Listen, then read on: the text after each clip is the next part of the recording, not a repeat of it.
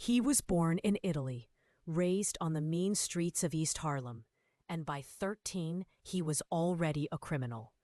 But what if I told you that this man, Frank Costello, did something no other Italian mobster dared to do? He cut the Mafia out of the heroin business and used the Vietnam War to do it.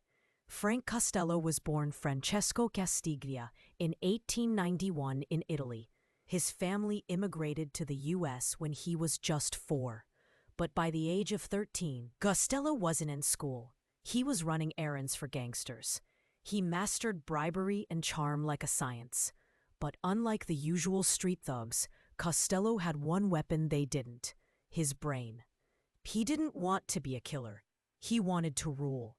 In the 1920s, Frank teamed up with none other than Lucky Luciano.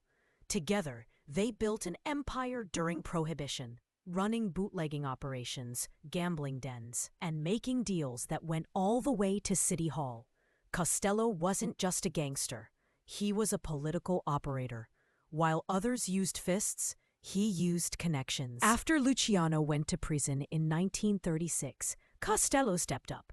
He didn't take the title of boss, but everyone knew who was really pulling the strings.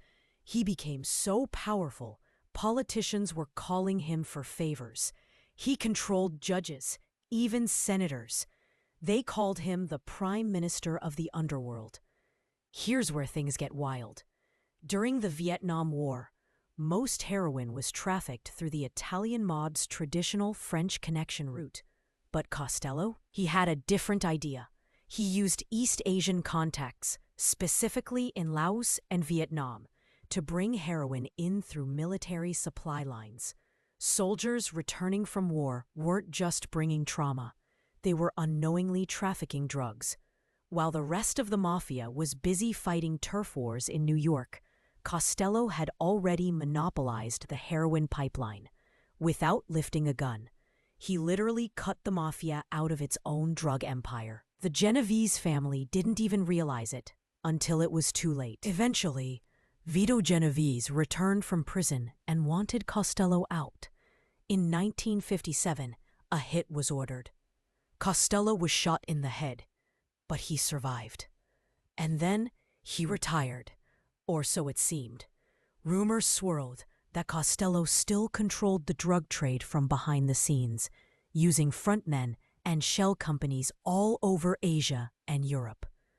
Frank Costello died in 1973, supposedly with no official criminal record. But even today, narcotics experts say his network in Southeast Asia influenced modern drug cartels. The heroin routes he pioneered are still in use today. One man, one empire, and he did it without ever being boss. They called him the Prime Minister because he played chess while the Mafia played checkers.